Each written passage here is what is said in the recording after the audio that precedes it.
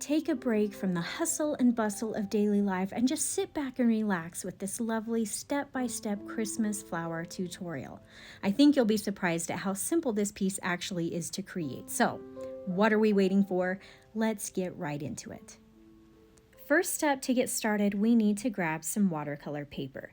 Now you'll see on here that I have a lightly penciled outline sketch already on my paper. The good news is that to save a little bit of your time and make it quicker and more relaxing for you, I have already created an outline that you can get on my Etsy shop and simply download and print right in your own home. Then you can just trace this template onto your watercolor paper using a light table or even just a well-lit window in your house, and then you'll be all set to get ready to paint. I will also have this outline in card sizes as well in case you'd like to make Christmas cards to give away to people you love. I will leave a link to that in the description of this video. Now, I often take the time to show how to draw outline sketches that you can do yourself, and although I didn't take the time to do that with this piece today, my last two Christmas tutorials do have step-by-step outline instructions that will help you draw your own. So if that's more what you're looking for, I hope you'll check those out. And as a side note, as a special Christmas gift to all of you, because I know many of you are trying to paint Christmas cards or Christmas paintings to give as gifts, this week I'm going to have a limited time 25% off sale on all of my Christmas and winter outlines that are in my Etsy shop. Again, this is only for 1 week, so I hope you'll take advantage of that to help you out with your Christmas painting and gift planning. All right, enough of that. Let's move on to the painting for today. Now I've just pulled out my watercolor paints, paper towel, and water. And then of course we need some brushes. I will be using my personally designed craftamo brushes today. I think maybe I'll pull out the number 10 round, the number 6 round, and the number 1 rigger. Now, these brushes are currently sold out, but there's a slight chance Craftamo will let me do a second batch if the interest level remains high. So if you're interested in potentially purchasing a set, if they become available, I have a link in the description of this video that will take you to my Craftamo product page, and then you can look for the big orange button that says notify me when available. All right, let me just tape my paper down really quickly and we can get started. And as another side note, any of the supplies you see me using today will also be listed in the description of this video. The first thing we actually need to do with this painting is just take a bit of masking fluid and mask off the stamen area of the flower. A lot of times you can do without or just go around these kind of areas and not use masking fluid at all, but we really kind of need it for this piece today. I have a small old brush here with a little bit of liquid soap in the bristles to use with the masking fluid, so I don't risk ruining one of my nicer brushes. The soap really helps clean out the fluid so your brush doesn't get all gunked up. I'll just use a small amount of this fluid and cover up the blobby shapes here in the center of the flower. You know what, I also just had a thought though. If you don't have or don't want to use masking fluid, you could instead just use some sort of opaque paint at the end instead and paint on the stamen area with gouache or acrylic paint or maybe even a more opaque watercolor. So that's just another option. All right, now it will take several minutes for that to dry, but so we don't waste any time while we wait, let's just paint another part of the picture first. I also recommend taking this masking fluid brush and rinsing it out in the sink right away. I often clean my palette when I'm making these recordings for these tutorials to make it a little bit more clear and easier for you to see, but the last several weeks I've been painting and practicing for Christmas, and so I've really been using a lot of the same colors. So I kind of already have what I need on my tray. I'll just freshen them up a little bit. First, let's use some green colors. The first green is just some pure olive green color, and then maybe for a bit of shadow color I'll freshen up this darker green, which is just some hooker's green with a small touch of ivory black mixed in to make it a little bit darker. Now using my number 6 round brush, I'll take just a little bit of water and wet down the area of this leaf first. Then using some of the olive green paint, I'll begin adding in a bit of base layer color here, focusing this mostly around the edges of the leaf first and then spreading it throughout. In fact, I may even leave a couple of empty spots here or lighter areas for a fun highlight or variation of values.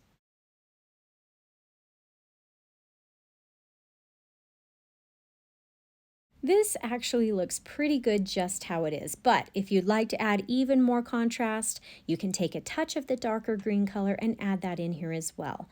I'll probably focus this darker color mostly on the two ends of the leaf. All right, not bad. Let's do the same thing on the other leaf.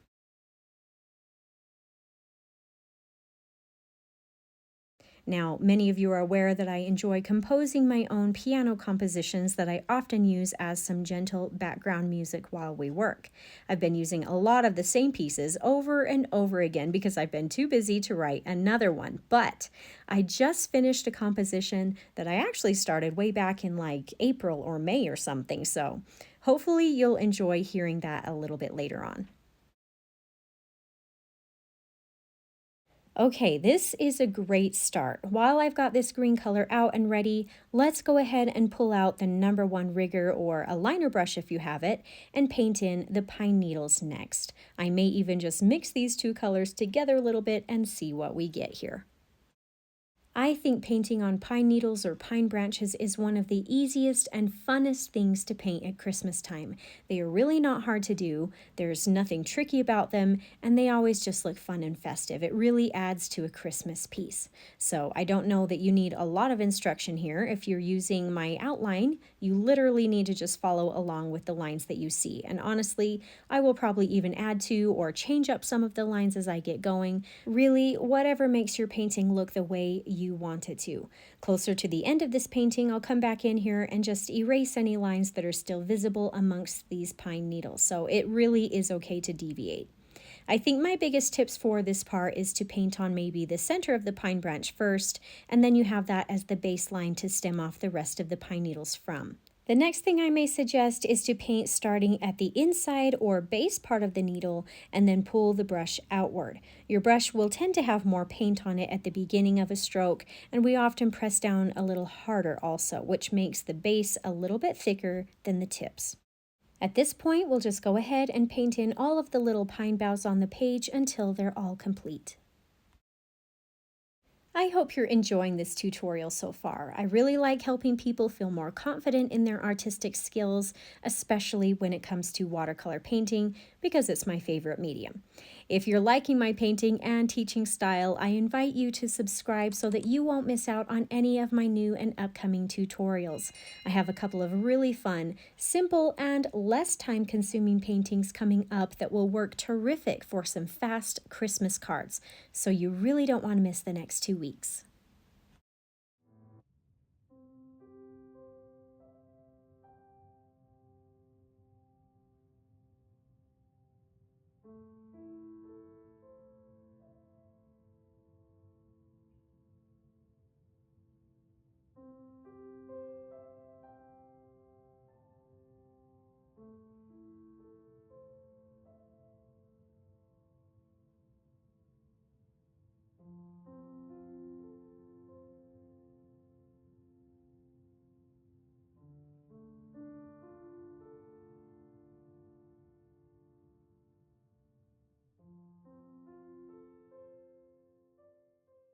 All right, well done. Let's move on to the next step. While I've got the rigger brush out, let's go ahead now and paint in the little branches or twigs on the page. I'll pull out a little bit of burnt umber for this. The color would work fine just how it is, but I may darken it up just a tad with a little bit of ivory black. Now I'll just paint in the little twigs or branches on the page. Most of these are connecting to some berries, and we'll add those in just a minute. But there is a branch or two here that's just a fun added decoration also. Again, I'll start painting these branches with more of the center or main stem, starting down at the thicker base area and then moving up to the thinner ends. Something that makes this piece very relaxing and even simple, at least in my mind, is that a lot of these steps are very repetitious. There are a lot of the same items on the page, which causes us to kind of just get in this mindless painting groove because we're just painting the same thing over and over again. The other thing that maybe some people won't like about this piece, but again, I think it makes it a little more calm and relaxing, is that you can really just look at this as a sort of paint by number in a sense. The outline is already here. All we're doing is following and filling in the lines. I personally find it easier to paint this way rather than making it up as I go along, but of course, that's a matter of preference and opinion. And like I say, the next 2 weeks worth of tutorials I'm going to put out are a little bit more free-handed format if you enjoy that style better. Okay, enough of my blabbing. Let's go ahead and just take your time, sit back and relax, and enjoy finishing up painting these little twigs here, and then we'll move on to the next step.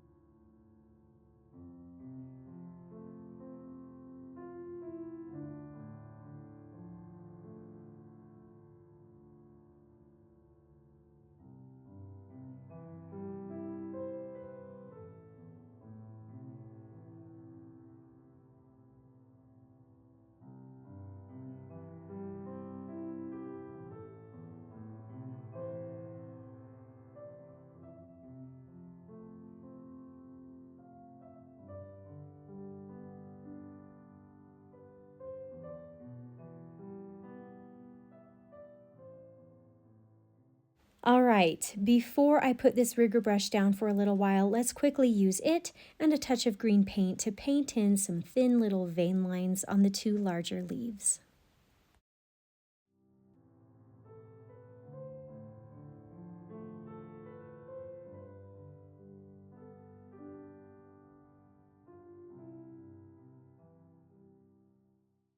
Great job. Let's switch over now to the number 6 round and freshen up some of the red colors that we need next. This first color is just some pure cadmium red, and then down here I have mixed up a slightly darker red that I can use as more of a shadow color. This is just some cadmium red mixed with a little bit of alizarin crimson to help darken it up a little bit, but also retain some of the vibrancy. And then I may add just a smidgen of ivory black in here as well, just to take it one shade darker. Now let's go ahead and begin painting in the berries. And as I think I mentioned in last week's tutorial, if you've watched many of my Christmas videos, then you've probably seen me use a variety of ways that you can paint in a red berry. And really, you can literally paint this in whatever way suits you best. I tried a couple of different methods on this particular piece, but I did find one way that seemed to work better than others for me today. So let me skip over to that example really quickly. I kind of liked just taking some of the pure cadmium red first and basically painting on the bottom half of the berry with that color, after which I rinsed and dried my brush off and then used the damp bristles to sort of spread a little bit of this color up through the top half of the berry, going around a little white highlight circle area. This technique just seemed to help me get a slight gradient of value on the berry with pretty minimal effort.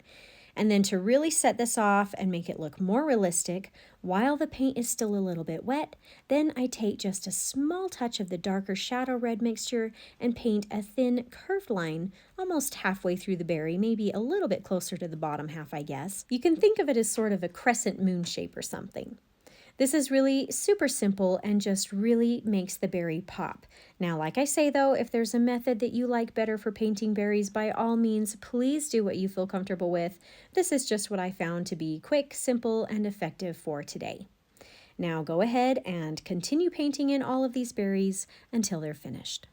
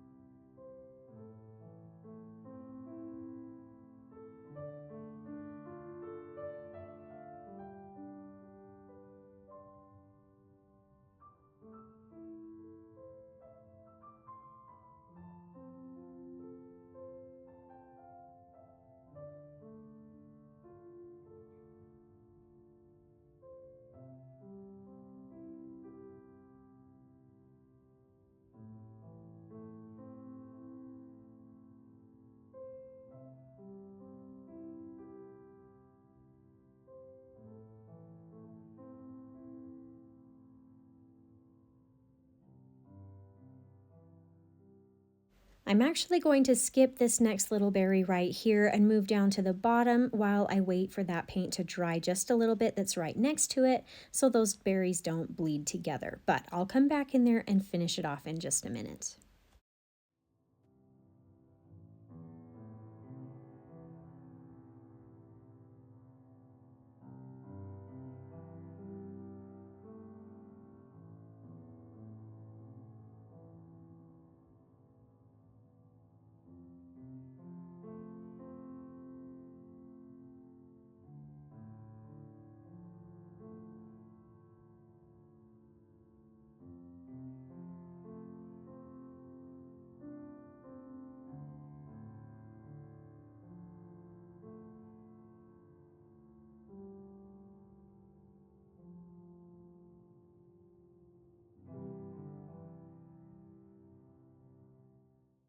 All right, well done. We are just about finished with this piece. The last thing to add in here is just the center main flower. And I think you'll be surprised at how simple this is going to be to paint also. First off, we'll paint these using the wet on wet technique. So let's wet down the area of this petal with water, and then we'll start placing in the color. I'm choosing to use the number 10 round for this because it can hold a lot of water and paint, which makes it pretty easy for me to paint this quickly. But if you're having trouble or you feel like it's too big, feel free to use a smaller brush instead, especially if you're painting this in a card size. Now that the water is in place, I'll take some of the cadmium red and start spreading that color throughout the petal, sort of like we did with the leaves earlier. I kind of like to start applying this color around the edges of the petal first and then spread it through the center of the petal. It is also an option to sort of leave some lighter or wider spaces in here as well. Now, after I have the base coat of red down, just to help not waste some of this nice red paint still in the brush, I'll hold this off to the side, grab my number 6 round again, load it up with a bit of that darker shadow red color, and then start painting in some dark streaks of color, almost like veins or creases or something. I'm going to paint these throughout the petal, but I don't want this color to overpower the bright red. We only want a hint of it to add a little bit of depth. I may add a little extra dark color down here at the very bottom of the petal or the center of the flower though. This is going to make a nice contrast of values and add even more depth. When I feel like that looks okay, I'm going to switch back over to my larger brush with the red color in it, dip it in some water, and then begin this process all over again. Now, obviously my water is now tainted red for this part, but that doesn't bother me too much since we are going to be adding more red in here in just a minute. And as a side note, each of these flower petals sort of has a little fold or crease on one side of the petal, and I'm just skipping over that for now. We'll come back to that later.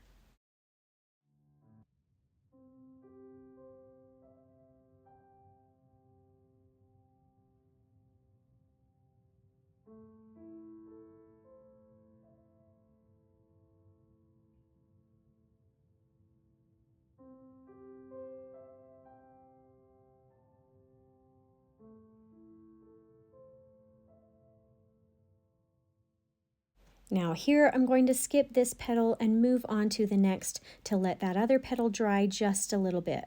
Some of these petals have a little fold that keeps them separated, but this one was actually on the other side. So I'm just going to let that dry and I'll come back to it in just a minute.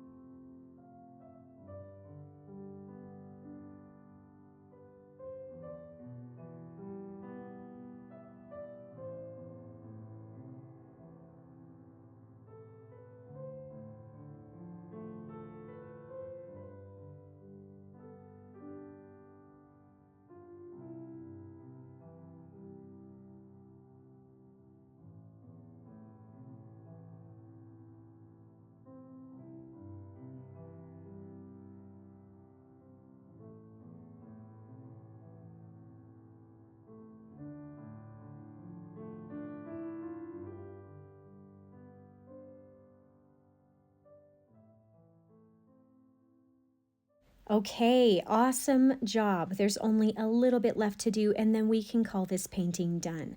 One of the last finishing touches we need to focus on now is painting in the little folds on the petal edges. I'm going to be painting this a very, very light red color so that it will stand out from the main part of the flower petal. So using the number 6 brush, I'll paint the area with a tiny bit of water and then add in some light and watered down cadmium red. Pretty easy.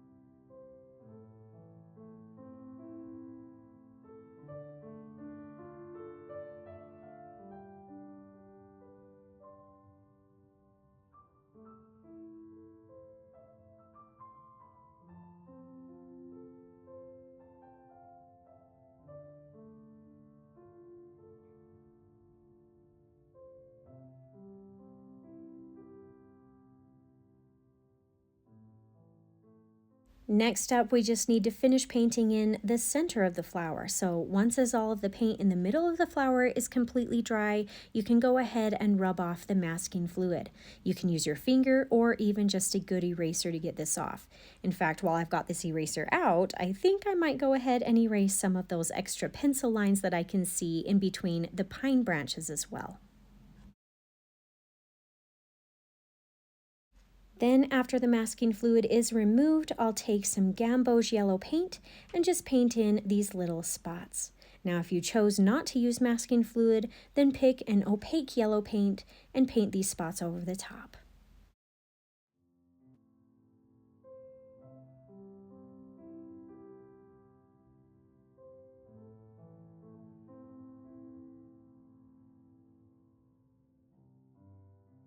And that's it for this relaxing and enjoyable Christmas flower arrangement. I hope you had some fun today and maybe even learned something new. If you did enjoy this tutorial, I hope you'll consider subscribing to my channel so I can continue to help you discover your artistic side.